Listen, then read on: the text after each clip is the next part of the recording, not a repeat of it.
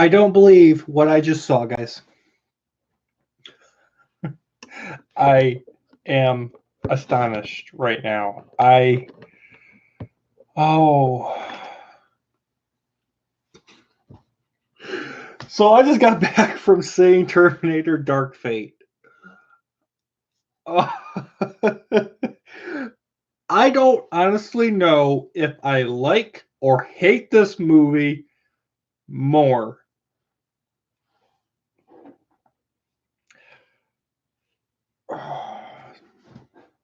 So I just got back from seeing it, guys.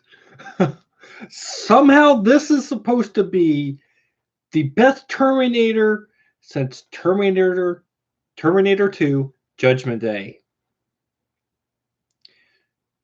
No. I don't care that Linda Hamilton and Arnold Schwarzenegger and James Cameron were all back together to make another Terminator film. The Terminator and then Terminator 2 Judgment Day are still the two best and still the only two that needed to be made. These sequels that they have pumped out forever with Rise of Machines, Salvation, Genesis, and now Dark Fate are garbage! They're all garbage! Now, I do like Dark Fate. I think it is definitely better than Rise of Machines. It's a little better than Salvation, and it is a whole lot better than Genesis. There are things in Terminator Dark Fate that I enjoyed, but honestly, there are so many negatives that unfortunately cover the positives that are in this film that it's mind-blowing that no one thought when they were making this film that they should change any of this stuff. So, first of all, I'm going to talk about positives real quick, and then I'm going to talk about the negatives. Because I like talking about negative stuff, apparently, and I'm really good at it, especially when it comes to really bad films like this. So, for positives, first of all, the opening scene where it has references and callbacks to Terminator 2 Judgment Day was awesome. How this movie opened up with showing you Sarah Connor in the insane asylum, that was a great idea to start the film, because Dark Fate makes it where Rise of the Machines, Salvation, and Genesis, those three films never happened. Those three films and what happens in those movies doesn't matter anymore. It's not part of the canon timeline. Dark Fate is a direct sequel to Judgment Day, and it takes place immediately after the ending of this film. How they opened it was cool. The opening scene was cool. They're going to talk about the scene that happens immediately after that, which is the first big no-no that they should not have done. I'm going to talk about that in just a few minutes. So that was awesome. And then if you watch this movie through the lens that it is purely an action-adventure film about a Terminator sent back to kill somebody important that's going to prevent something bad from constantly staying bad, the war against the machines, you can enjoy this film. But if you are like me, if you're like anybody that likes Arnold Schwarzenegger or James Cameron and what he does with movies, and you care about the Terminator franchise at all, like me, you are going to have a lot of problems beyond those two things. Everyone will like the beginning, and everyone's going to like the fact that this is a really well done action film. That's it. That is literally it. Now into the negatives. You're probably like, well, that was a lot of positive stuff to talk about. Because everything in this movie, here we go, guys, negatives. Everything in this film you have seen 100 times over in every action film. This film is basically Terminator, Terminator 2, Rise of the Machines, Salvation, and Genesis all smashed together, put into a blender, and somehow it came out as a 2-hour movie that you could actually, if your brain was shut off 100% with alcohol in your system, enjoy. There are so many callbacks and Easter eggs in this film that there is way too many. There is nothing in this movie that is original. You know exactly what is going to happen from point A to point B after what happens at the beginning of the film. All right, guys. If you don't want to know anything about spoilers, because you haven't seen this movie, because it is opening weekend at the time of me making this review, this is going to be for the time for you to click away, because I'm going to talk about spoilers in this movie.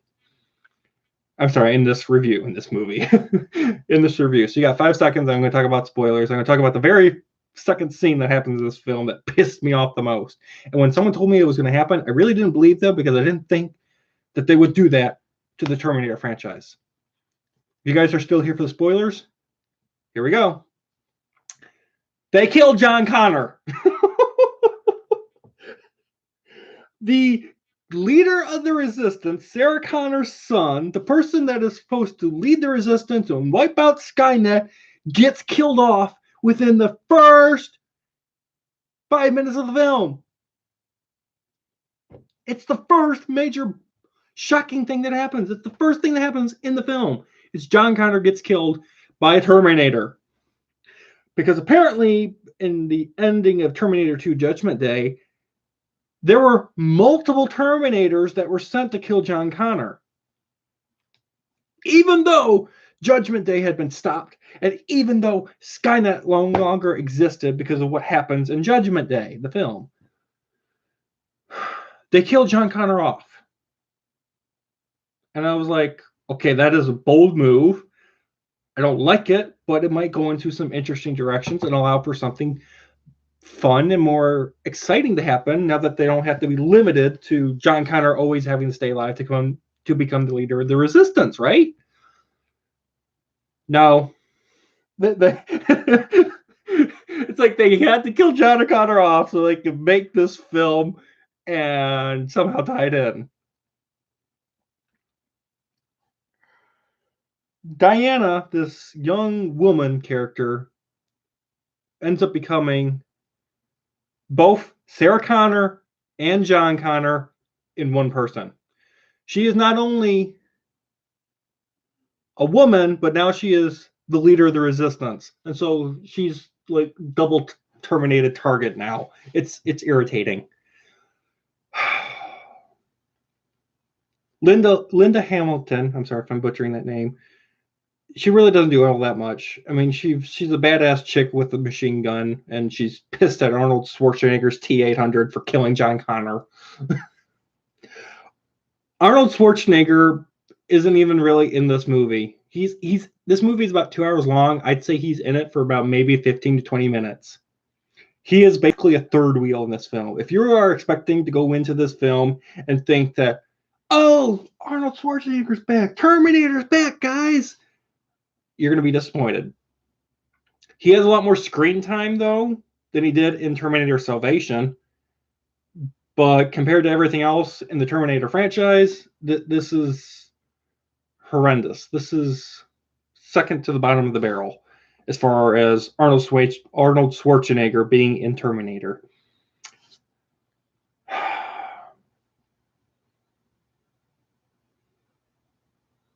This movie is predictable. The villain is just dumb. Also, it's basically what we had in Terminator 2 Judgment Day. There are so many Easter eggs and cameos. I think I've said that already. The best scene in the film, honestly, wasn't the beginning and it wasn't the ending. It was actually like 70% way through the film where you actually get to the point where Sarah Connor meets Arnold Schwarzenegger at his home cabin. That whole scene and Arnold Schwarzenegger's family and all that stuff, it was both intense. It was both really funny. It was cool revelation storytelling. It was impactful. It was emotional.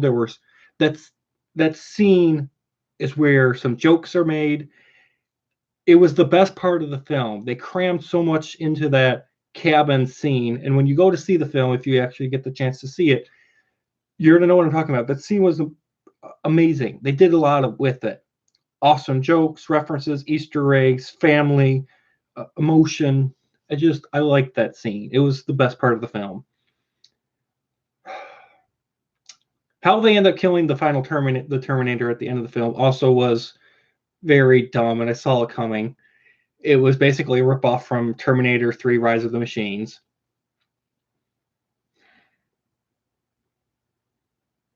This movie also is. I know I'm probably butchering and beating a dead horse, but this movie was predictable, guys.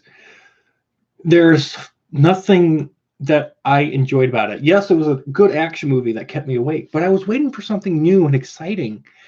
I can clearly tell you for a fact, I sure hope that this is the last Terminator that is made. If they make any more, I'm clocked out. I mean, I thought I was clocked out at the end of Genesis, and then they announced another one when they are actually going to bring back James Cameron and Linda Hamilton and Arnold Schwarzenegger all working together for a Terminator film, and this is what we got. This is boring.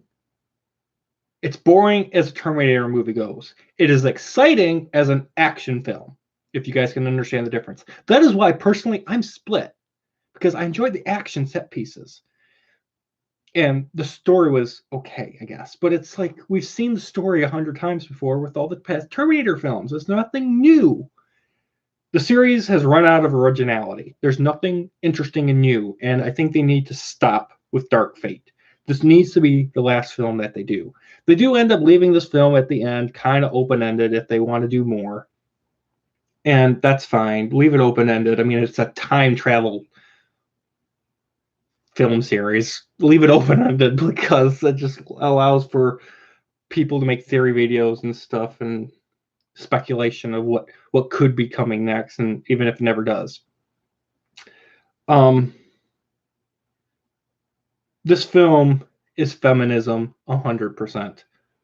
Arnold Schwarzenegger is a third wheel. The villain is a boring Terminator, and he ends up talking at the end for a little bit, and I'm like, I don't understand why he bothered.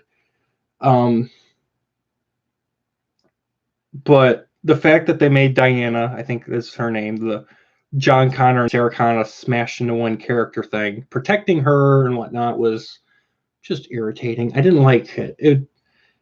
Sarah Connor was okay. And then Grace, the human cyborg, she was the most interesting character in the film because I was like, her development of what she did and why she was doing it with more revelations and whatnot was cool and interesting.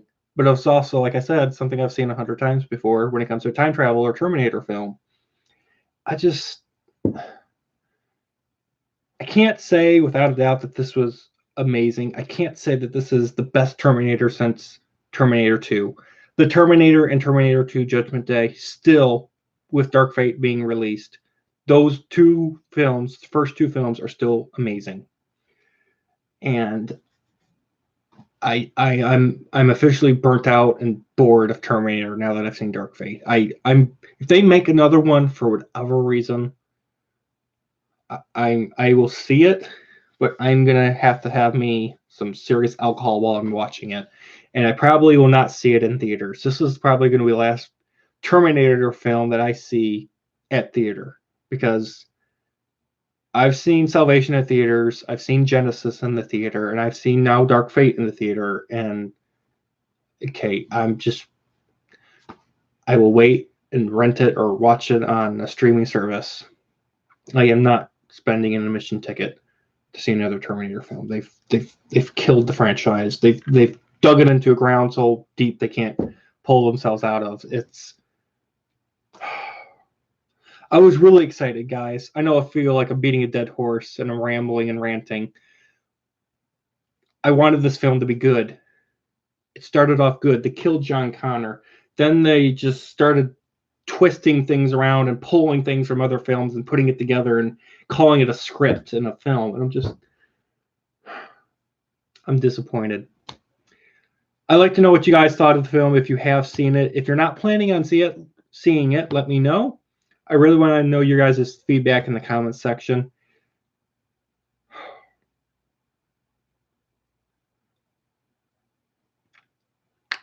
I hope that this is it for Terminator. They need to be done.